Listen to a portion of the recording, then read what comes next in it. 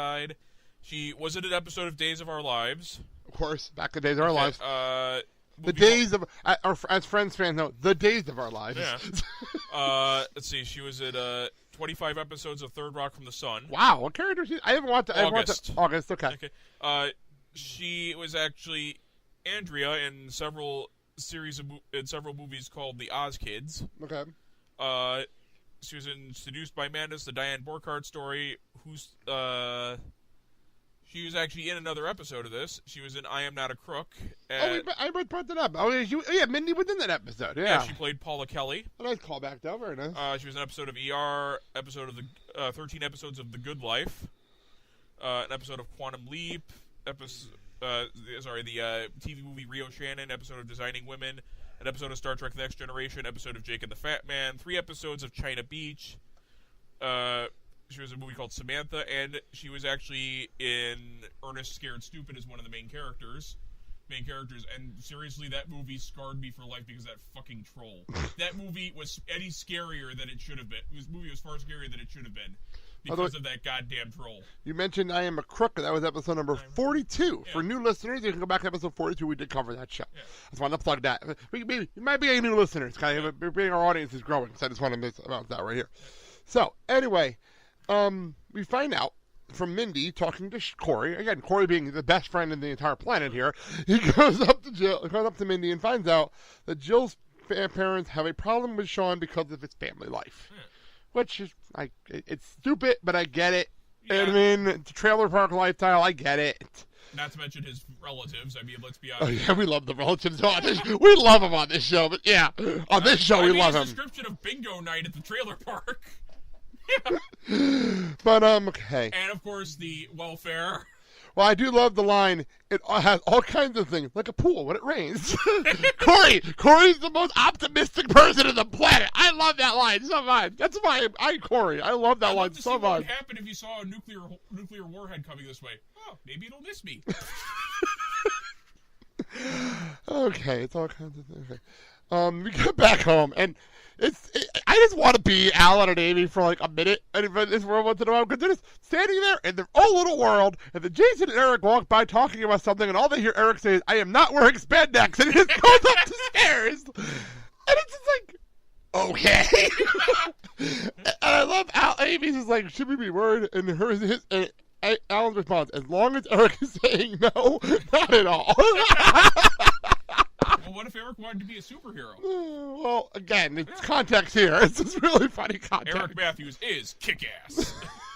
I just love it. I love how they were just standing there in their own world. They hear this. It's like, okay, it's Eric and Jason. Just let him go. Let him go. Although, to be quite honest, I would have expected that behavior more towards the later end of the series than now. But it's Eric and Jason, so it's like, oh, I'll figure it out later. We'll figure it out later. When the guy can actually set the house on fire unintentionally. Yeah, when we get to that episode, it's like season 6 where that actually happens. When we finally get there sometime in like 2018, we're going to be like, what the fuck? Yeah. I forgot how funny this was.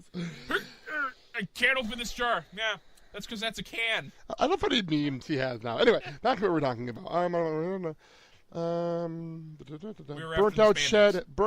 Oh yeah, I remember now. We're talking about Shawn. Oh yeah, Shawn said he didn't want to stay for dinner tonight. And apparently he had the burnt out old shed in the back. In the back? I thought it was a burnt out Chevy. Burnt out Chevy in the back of the shed where they actually grill their food, which is I love the visual, and it reminds me of Home Improvement. It reminds me of Home Improvement. Didn't they do a whole bit about that on like a site in Home Improvement?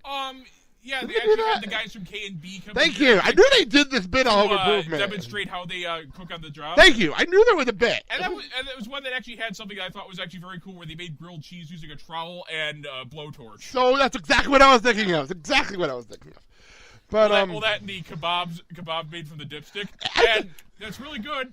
Just a hint of 10W30 on that. Well, that's the segue to the line where, I would prefer my fish not to be oil and freezy. Oily and antifreezy. Antifreezy. Back at school. Well, the antifreeze is what gives it that kick. Back at school, Shawn decides to fuck with everybody. Fuck fucked with everybody at this point, and causes a flood in the hall. I think he may have just plugged up the toilet. Right, okay, it was just confusing. At the moment, I was like, "What the fuck did he do? What the fuck did he actually do there?" Or maybe he pulled the Donnie Darko and just pulled the water main or something. Whatever he did, it really messed with janitor Bud and Petey. And Janitor Bud, get your big mop. He released all the rats in the biology lab, which is just all kinds of fucked up. That's all kinds of fucked up right there.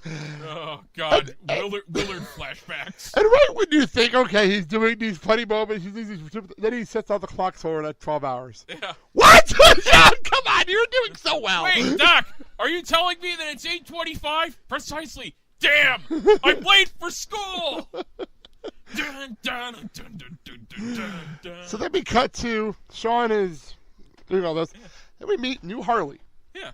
New Harley. Yeah. What the fuck? Funny part is, I was sitting here going BMR episodes from this season, and I'm like, Harley Quinn, one of our favorite... Harley Kiner, one of our favorite characters on this show. Harley Quinn Kiner. Sorry about that. I was looking at I was watching the Suicide Squad on his trailer earlier. So Harley Kiner, who is the new Harley Kiner? Kenny who Johnston. Is completely not white at all here. Let's see here. Let's see here. He was an episode of Law and Order, episode of The Commish, Cagney and Lacey: The Return, episode of News Radio. This is his only episode as Harley, which is really weird. It's just one episode. That's a good episode too. Yeah. You know, that was a really good episode. I wish we had a regular Harley here. He's basically done a lot of TV. He was also in the Justice League of America TV movie back in 1997 as Barry Allen. Okay. That's good for me. I'm a big Flash fan. You know.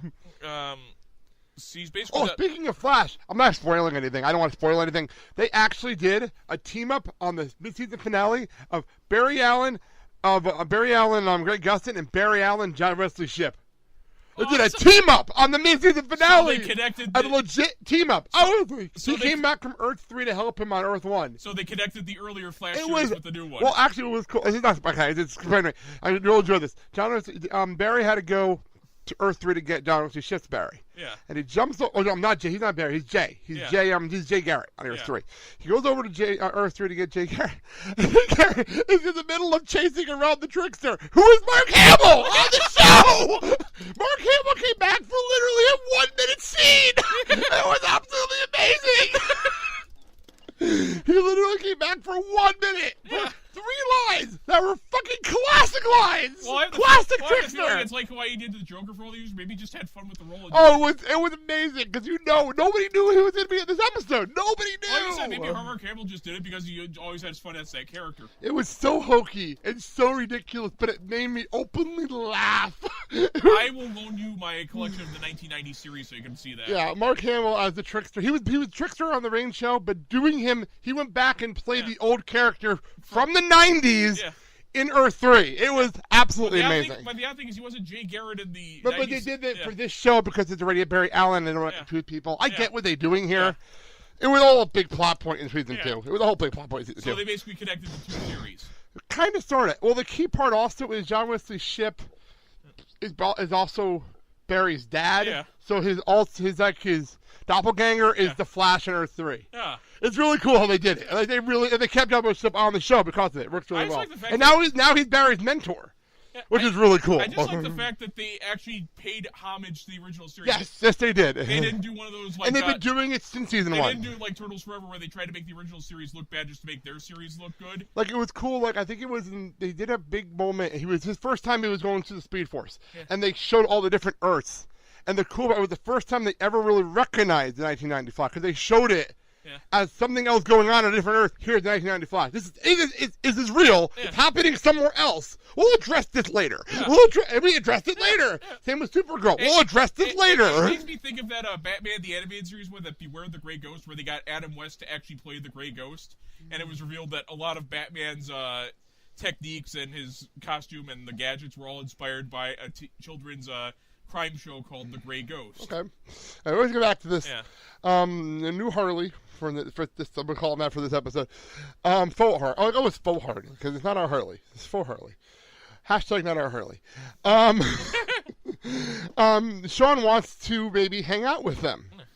So Harley doesn't like this idea. So you go back and forth about this. He's like, fine. We're going to go sit in the parking lot. You're going to go sit in the parking lot with us. To do what? Sit. Wow. Rebellious. Awesome. Because it's not even... The problem is we're so early in the show, we can't, like, reference anything. We can't, like, talk about pot or anything like that on the show yet. So, like, we're literally just going to sit. That's all we're doing? They're just cutting class? At least they're acknowledging it. They're just cutting class? Okay. Whatever. Well, Shawn walks off and turns his class. All right, then. Whatever. Cut home. And this is great. And this is the one time we see Feeney this whole episode, and it's fantastic, Feeney. Because Cory goes up to Feeney to ask him for advice. But instead, Feeney thought he was asking him to be his project. Report. Oh, my God. And what was the line? I all have here written in my notes is Gandhi and Soupy Sales. What the fuck were they talking about? What was he talking about in context? Just a minute. Let me see if they have it as a It was a great line. Oh, no. I remember. He was comparing Shawn. It was Shawn in the middle of Gandhi and Soupy Sales. That was the line. But, oh, fuck. I'm sorry. Something broke on my phone about something. Anyway, it comes down to a nature versus nurture conversation, which we'll put in the post show here. We'll put the whole conversation in the post show because that's our feeling moment of the show. No man, no matter where he comes from, chooses his own path. Yeah, his own path. And then we cut back to Eric. Oh, Eric. Eric. Yeah. So we forgot to bring this up earlier. What did Jason do for Eric? He dubbed over one of his mom's weight loss tapes for ice skating. And I've got a transcript. Oh, yay! I love transcripts. Okay. Go for it. There are no barriers to success when you are in control. You can ice skate. That's right. You can absolutely, positively ice skate. Food has no power over you. Sure, you've tried other diets, but now you'll finally skate real good. Now picture a beautiful, thin ice skater reaching out to you, encouraging you, showing you how to ice skate.